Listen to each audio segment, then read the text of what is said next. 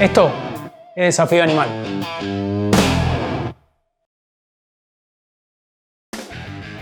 Bienvenidos a Desafío Animal. Hoy nos acompaña un apasionado de Brasil del Jiu-Jitsu y de las artes marciales. Nacido en Capital, pasando por Mendoza y radicado hace muchos años en la ciudad de La Plata. Construyó un camino marcado por la enseñanza, la formación y el aprendizaje constante. En esta charla hablamos sobre su historia, el desafío de empezar una nueva etapa fuera de su provincia, su recorrido como formador y la filosofía que intenta transmitir dentro y fuera del tatami. Y lo presentamos de esta manera.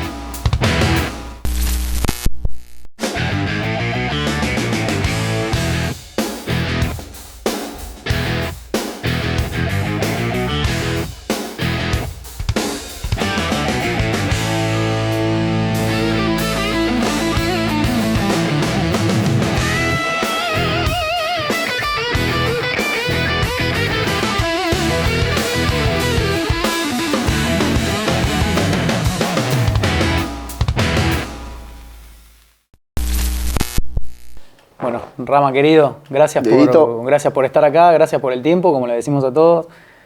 Calculo que venís de dar clase, así que bueno, no es fácil el horario. Como todos los días. Agradecerte. No, gracias. Bueno, acá estamos para charlar un ratito y conocer, obviamente, que la gente que no te conoce sepa un poquito de tu historia. Contanos un poco de dónde venís, dónde empezó todo. Bueno, yo nací en Capital. Muchos piensan que soy de Mendoza, pero nací en Capital. Familia clase media. Después con todas las cuestiones socioeconómicas del 2001, mi familia se muda a San Rafael, Mendoza, que queda en el sur de Mendoza. Viví ahí hasta los 24. ¿En qué año naciste? 93, tengo 32.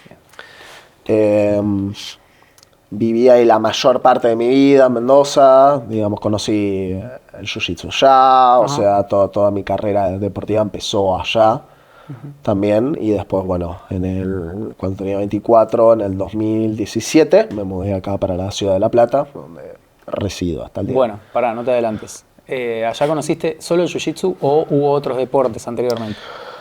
Hubo otros deportes de maneras muy informales. Jugar al fulbito en el barrio, que fue todo un choque porque yo era el niño de departamento en Buenos Aires, y de repente mudarme a una ciudad-pueblo como San Rafael, en la que los pibes se iban a las 3 de la tarde. Potrero, nos íbamos a las 3 de la tarde. Uno de los primeros días en los que yo llegué a San Rafael, los vecinos me invitaron a jugar al fulbito y mi vieja salió completamente aterrada porque yo volví como a las 6 horas, pensó que me habían secuestrado, imagínate. Hubo un choque cultural ahí bastante grande. Después jugué al básquet, unos 3 años.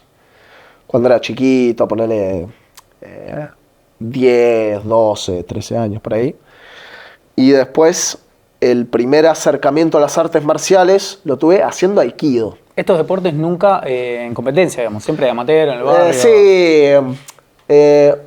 Graciosamente, cuando yo jugaba al básquet me hubiese gustado jugar un poco más serio, si se quería. Mi hermano jugaba en obras sanitarias, en la secundaria de obras sanitarias, porque iba a ser secundaria en Capital. A mí siempre me gustó, ¿cómo decirlo?, a tomármelo en serio. Pero eran clubes muy de barrio, capaz, ¿viste? Yo tampoco particularmente era bueno como deportista, entonces tampoco destacaba, ¿viste? Entonces nunca me hallé en la competencia. Y después de básquet hice 1 año y medio de aikido. Había una academia de aikido a la vuelta de mi casa, entonces era como que, digamos, era lo que había ahí cerca, ¿viste? Me aburrió bastante, a decir la verdad, y después ahí estuve como unos 4 o 5 años sin volver a hacer absolutamente nada. Más que el fulbito de la clase de educación física, nada. Esto allá en Mendoza. En Mendoza, todo en Mendoza. Bien. ¿Y crees que fue porque fue un deporte en conjunto en realidad? ¿Que no te hallabas ahí mucho en lo competitivo, además? Y puede ser. Viste que los deportes de conjunto tienen esta cuestión de que vos tenés que tener la misma, digamos, el mismo impulso que tienen todos tus compañeros, Exacto. digamos.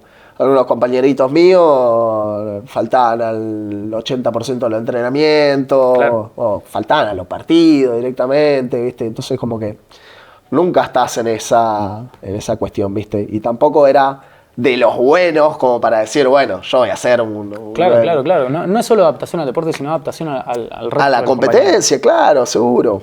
Y no, nunca me hallé realmente. Nunca fue como una parte así súper relevante de mi vida el deporte.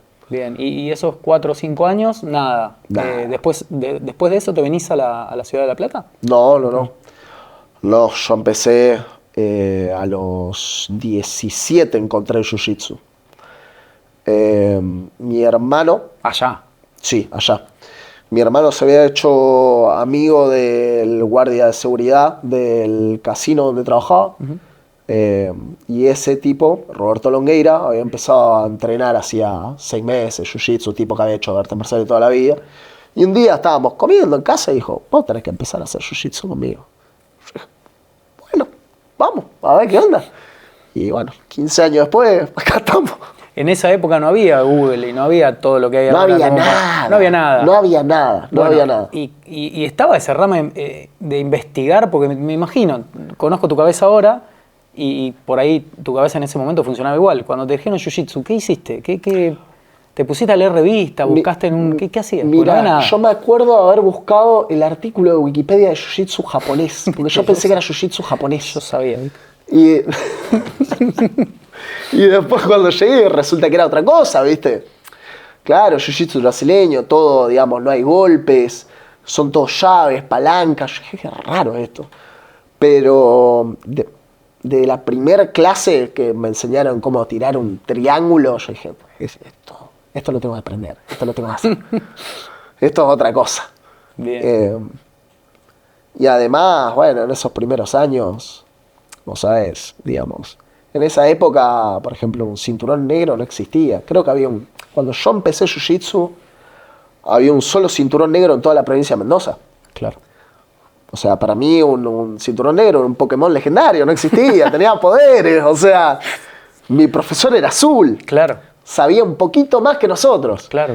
Entonces existía toda esta cuestión de, bueno, yo saco una técnica de acá y se la muestro a mis compañeros y yo saco esto de acá y yo encontré un video en YouTube de Marcelo García, todo pixelado, Sí, todo feo. Era una cuestión de crecimiento en conjunto hasta con el profesor. No había otra forma. Lógico. Era así. ¿Y allá lograste competir o no? Sí. Sí, cuando competí, desde que empecé a entrenar, Arrancaste a competir. arranqué a competir. Siempre, digamos, mis profesores siempre me impulsaron a eso. Desde el 2011, que fue el año en el que empecé, competí. En esa época estaba el Open de Mendoza, era el único torneo que había en la región de Cuyo, en toda la región de Cuyo. Y después era viajar a Córdoba, viajar a Capital, viajar al Open de Argentina, que se hacía siempre en Capital. Todo obviamente a pulmón. A pulmón. No Bueno, quedaba otra, dormir a la noche en un tatame lógico. para competir al día siguiente, pero siempre. ¿Cómo te sentías en esas primeras competencias? ¿Cómo me sentía en esas primeras competencias? Raro, porque de nuevo, nunca fui una persona... Yo creo que nunca me definí como un competidor. Para mí, competir es un escenario en el que yo testeaba las cosas que hacía todos los días. Claro. Era la forma en la que sabes, bueno, esto funciona, esto no funciona, esto hay que cambiarlo. Nunca tuve ni el impulso ni la necesidad de decir, yo voy a ganar este torneo, yo quiero ser el campeón de Argentina, yo quiero ser el... Más allá de que he hecho torneos, he ganado, Sí. he perdido, hay otras personas que capaz ese impulso deportivo, competitivo, de decir, Sí, yo lo quiero llevan. ganar, Lo llevan yo más quiero gente. ser el campeón, les puede más. Claro. Para mí los torneos siempre fueron un medio para algo. Claro. Nunca fueron el fin. Bien, perfecto. ¿Y en qué año te viniste a La Plata? 2017. 2017, sí. ¿Te viniste con la idea de seguir entrenando? De seguir entrenando. Yo allá en Mendoza, mi instructor, Manuel Sáez, se mudó a Europa en el 2016. Entonces como que los pocos graduados que habíamos quedado como medio boyando. Ya éramos muy pocos, o sea, las academias que son chiquitas les cuesta mucho, ¿viste? Lógico. Sostenerse. Sí. Entonces, cuando pasa algo así como que se te va tu instructor, las cosas se desgranan. Y tuve un momento en el que dije, che, yo voy a seguir haciendo esto, porque era como decir, bueno, está bien, no tengo academia, es que me tengo que mudar, me tengo que ir. Y era pensar, voy a decir, che, ¿vale la pena seguir haciendo esto? ¿Vale la pena mudarme, hacer todo este quilombo para seguir entrenando? Y después de encontrarme con la respuesta, que la medité muchísimo, digamos, dije, sí, dale. Yo para este entonces ya había venido un montón de veces a La Plata, conocí a la gente de Abama, digamos, había entrenado con ellos un montón de veces. ¿Pero vos te mudás con la idea de seguir entrenando o te mudás Sí. con la idea por estudio o por otra cosa? Ambas cosas, ambas cosas. Yo estaba cursando la Facultad de Psicología allá en Mendoza. Al mismo tiempo la facultad ya era privada. En esa época mi padre me podía mantener porque tenía un buen laburo, había pegado un laburo bastante bueno. Pero justo el año que yo decidí mudarme, a mi viejo se le acaba ese laburo también. Entonces fue una serie de cosas que encajaron todas juntas que dije, es ahora o nunca. Claro, O dejo el jiu-jitsu, no me pongo un kimono nunca más claro. y me quedo acá en San Rafael y laburo de lo que sea hasta que me reciba de la facultad, o hago el cambio ahora. Y salté. Y después, bueno, la facultad, después vine para acá, no se dio, digamos, presentaron otras cosas. La vida fue por otros lados, digamos, pero entrenar siempre. ¿Con qué siempre te encontraste acá cuando viniste? Uf, Cuando viniste definitivo, digamos, que ya estabas mudado. ¿con qué me encontré acá? Porque tu cabeza imagino que debe haber sido en ese primer momento una serie de emociones. Y hubo toda una adaptación, una ciudad nueva, despedir a las amistades de allá, ¿viste? Lógico. Cambiar todo, empezar la facultad de nuevo acá, el año y medio que cursé acá. Fue un arrancar todo de nuevo. Yo todo el 2016 prácticamente no había entrenado. O sea, fue el único año desde que yo empecé Jiu-Jitsu que no entrené, porque claro, desarmé la academia allá y de repente no tenía nadie con quien entrenar. Claro. Y, digamos, dejando las cosas todo en orden, digamos, tuve casi un año entero sin entrenar, vine acá, todo el mundo me caga a palo, estaba fuera de cardio, fuera de técnica, o sea, fue duro. Pero también fue el primer año que vine para acá, para La Plata, fue el primer año que gané el Open Argentina. Mira. Sí. Nunca lo había podido ganar y cuando vine para acá, digamos, después de un par de meses ahí sufriendo, padeciéndola, fue la primera vez que se me dio y ahí hubo como un refuerzo. Dije, mira, valió la pena. Lo que tenía en la cabeza empieza a funcionar. Funcionó. Y Bien. bueno, después del 2018 arranqué a dar clases. Bien, empezaste a dar clases. ¿Qué graduación tenías? Era marrón cuando arranqué. Bueno, la academia a la que pertenecía, Abama, se separan dos. Por un lado quedó Alejo con Abama, por otro lado Germán con Cobra Team. Yo prácticamente, como te había dicho, siempre di clases. O sea, desde que era blanco, si sabía un poquito más que mi compañero, era, bueno, pasate el drill vos. Claro. Entonces, la cuestión de la docencia no me vino como un choque, digamos. No, ya venías cultivando esa cuestión de formador. Exacto. Y bueno, en 2018, cuando se separan las academias, me ofrecieron de empezar a dar la clase de Jiu-Jitsu de la noche y ahí estoy. Después, bueno, durante la pandemia se sumó Invictus, que es la otra academia donde doy clases. Otra dimensión enteramente diferente. Y ahí incorporaste lo que es conocimiento del Jiu-Jitsu aplicado al MMA, claro, seguro. Ayudar a los competidores de MMA, preparar a los competidores, estudiar la pelea, todo. Una dimensión diferente de la lucha que hasta ese entonces no tenía. ¿Cómo es el programar? En tu cabeza sé que es especial programar el tema de dar clases y demás, pero bueno, contale a la gente cómo lo manejás. ¿Cómo manejás el separar las clases? Si es para MMA, si es puro jiu-jitsu, si es no, y Yo- cómo te yo- armas tu cabeza. Yo trato de no complicarme de más, porque yo podría como hacer un micromanaging, así decir, no, a este le voy a enseñar esta cosita. Yo creo que cuando uno empieza Jiu-Jitsu, trata de complejizar todo. Hay esta etapa en la que vos empezás, sos cinturón blanco, cinturón azul, y coleccionás técnicas, coleccionás cosas, agarrás de todos lados, querés aprender cada vez más y más y más y más y más. Y después llega un momento en que te das cuenta de que en realidad lo que tenés que hacer es lo contrario. Tenés que simplificar todo. Tenés que lograr que la misma llave de brazo le funcione al blanco que al preta. Obviamente el preta lo vas a, el cinturón negro lo vas a hacer con otro nivel de detalle, con otro nivel de aplicación, con otro. Pero es lo mismo. Tiene que haber algo central y verdadero en todo lo que estás enseñando. Entonces cuando yo programo las clases, es esto, ¿viste? Ahora está mucho esta cuestión de que no son técnicas, son conceptos. Bueno, es eso. No es la técnica lo que yo necesito enseñar, es el concepto. Obviamente, el blanco lo va a entender de un nivel, el peleador de MMA lo va a entender en el contexto específico del MMA, en el que hay golpes. El luchador de Jiu-Jitsu lo va a entender, puede ser con kimono, puede ser sin kimono.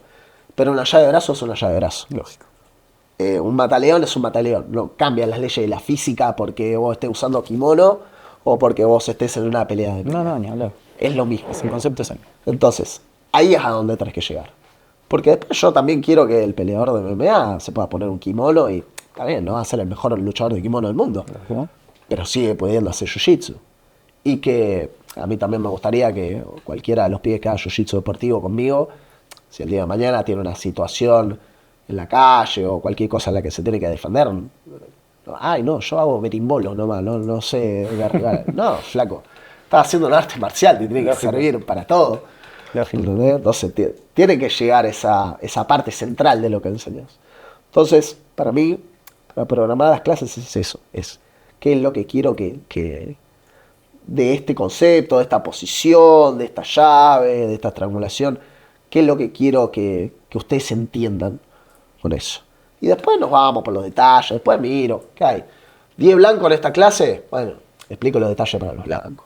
Bien. Hay un montón de pretas, bueno, explico los detalles para los pretas. Hay un montón de peleadores de MMA, bueno, explico los detalles para cerrar el mataleón con los guantes puestos. Bien.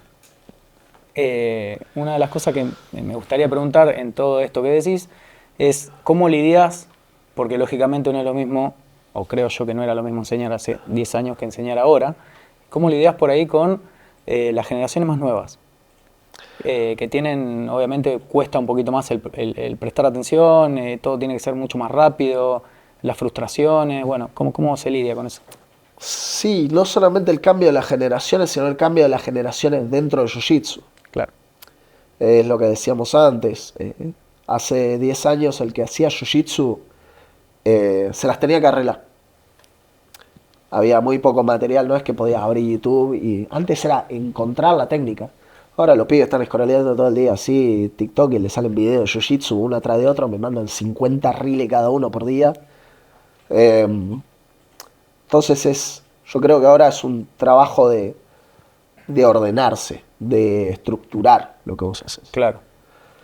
Eh, Porque estamos quizás pasados hacia el otro lado. Sí, Hay tanta sí. data Hay que termina demasiada- siendo un boom en la cabeza que no lo logran, por lo que veo. Hay No lo demasiada logran. información, se Claro, distraen, se comparan con cosas que no van también. Exacto.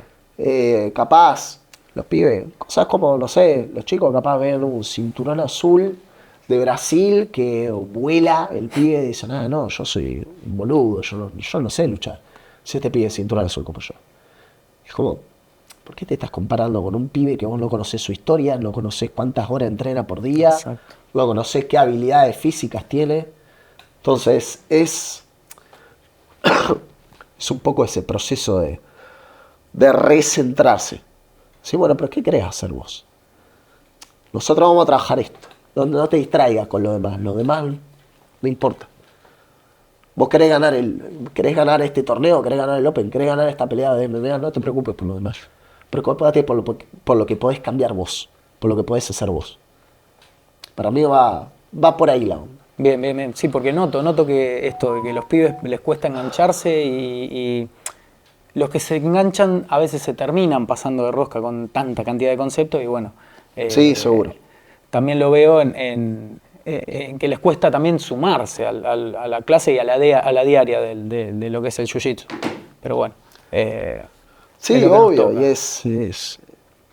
Y a ver, yo a veces le digo, chicos, yo lo que hago, yo como cinturón negro no soy nada especial.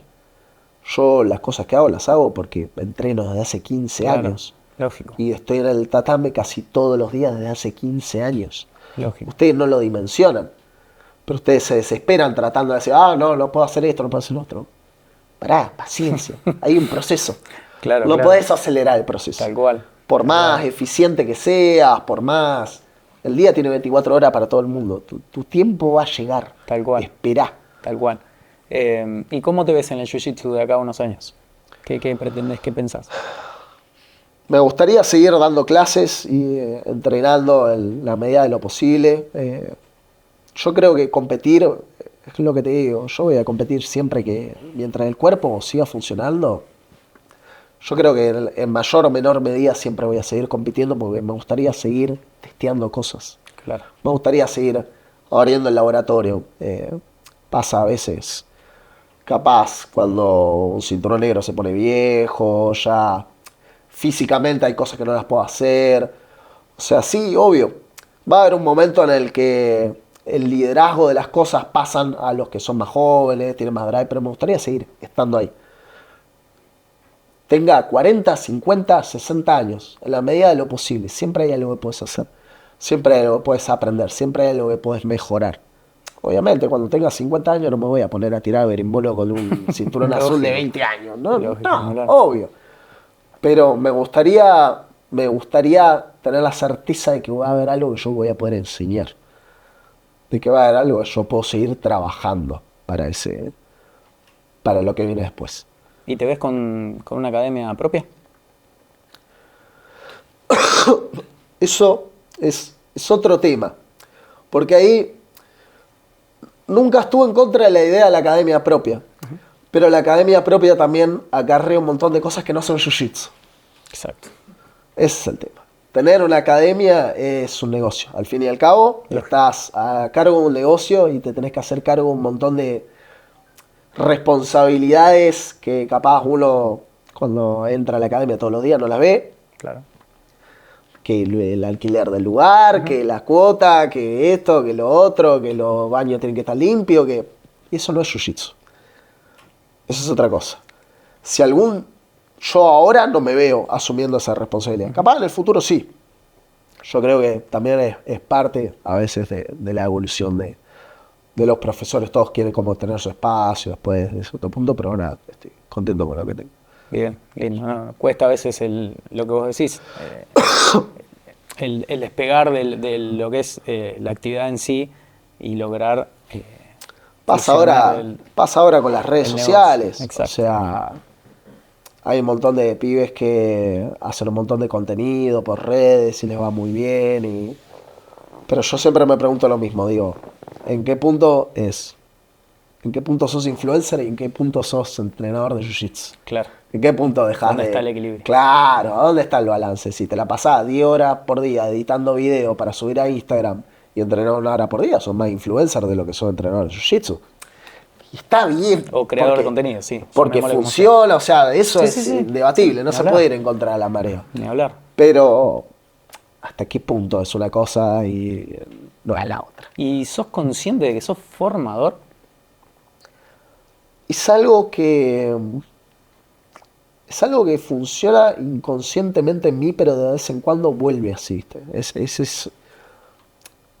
sé yo, desde un alumno que viene y te cuenta algo, desde los peleadores, los chicos que hacen MMA, que de repente están confiando parte de su carrera en vos, como entrenador. O sea, ellos piensan que van a llegar a UFC y vos vas a estar al lado como entrenador. Entonces, yo capaz, en el día a día no soy consciente de ello, pero hay todas estas cosas todo el tiempo que te lo retornan, Claro, ¿viste? claro. Entonces decís, boludo, tengo una responsabilidad re grande. Por eso mismo te lo quería preguntar porque, a mí me pasó de dar clase y estos momentos que son los que se te vienen constantemente y es loco porque decís, "Buah, Sí, qué sí. tarea que tengo". Es una tarea grande, es una responsabilidad muy grande. Y bueno, de esos momentos están ahí para patearte un poco el culo para adelante y decir, oh, bueno, dale, asumí la responsabilidad que tenés, trata de dar lo mejor que tengas. ¿Y hay alguien que tengas que agradecerle de todo esto, no sé, familia o algo, de la ayuda, de estar donde estás hoy? Demasiada gente como para nombrarlos todos. Todos los que alguna vez me enseñaron algo. Eh, desde Roberto Longueira fue la primera persona que me llevó un tatame. Todos mis profesores, Alfredo Rausi, Manuel Sáez, Germán Leder, Alejo Sosa, Gabriel Sur, todos los que fueron mis mestres, mi familia, mi viejo, me apoyó un montón para que yo pudiera seguir con el jiu-jitsu. Nunca me cuestionó si que tenía que seguir a la facultad o no, más allá de alguna conversación que he tenido. Eh, eh, Compañeros de treino, gente que me apoyó cuando las cosas capaz eran difíciles o eran inciertas. Hay demasiada gente como para enumerarlo de uno. Bien. Y ahora hagamos un ejercicio. Ponele que estamos en la terminal y hay un pibito ahí con una mochila que es Ramiro cuando se vino para acá. Ajá. ¿Qué consejo le darías a ese Ramiro que se viene para acá? Con una mochila con ilusiones, con pensamiento, con lo que sea. ¿Qué consejo le daría al Ramiro de 24 años? No pasa nada si te equivocas. Vos dale para adelante. Vos metele. Equivocando se aprende. Vos metele. Linda. Vamos al ping-pong. Tengo un ping-pong armado de 10 puntos que es pregunta y respuesta, nada más. Bien. Un libro que todos deberían leer. Demian, de Hermann Hesse. Un personaje de la historia con el que te gustaría compartir un café.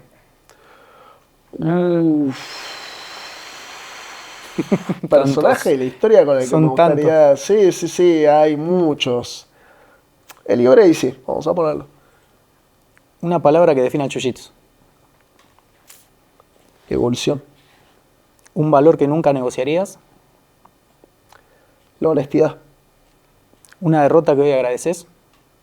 Todas. Mate o café. Mate, siempre. Un lugar al que siempre volverías. San Rafael. Un alumno te enseña a Ser profesor. ¿Qué significa para vos el éxito? Ser genuino con uno mismo. ¿Y qué encontrás fuera del tatami que también te hace sentir en casa? Amor. Y ahora la pregunta animal que se la hacemos a todo el mundo.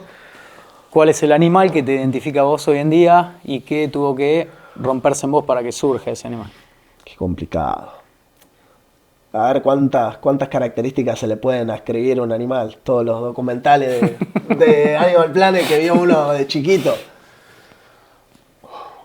Uno siempre, viste, están estas respuestas clásicas, el lobo, el oso, el águila. O sea que lo pensaba y digo, me llama mucho la atención los cocodrilos. Ah. ¿Por qué? Vos ves un cocodrilo, ves un bicho que desde hace como 75 millones de años es la misma cosa, el mismo dinosaurio ahí nadando en un charco desde hace 1 billón de años. Hay una cierta paciencia o aplomo en el bicho ese cuando lo ves. Hay una cierta, si querés escribirle algo así, metafísico, una cierta verdad. Ese bicho es igual desde hace millones de años. Entonces, el cocodrilo debe haber llegado a alguna suerte de verdad fundamental de cómo son las cosas para seguir siendo la misma cosa. Es genuinamente un cocodrilo desde hace 75 millones de años. Está ahí. Y va a seguir estando. Sos un cocodrilo. Exacto.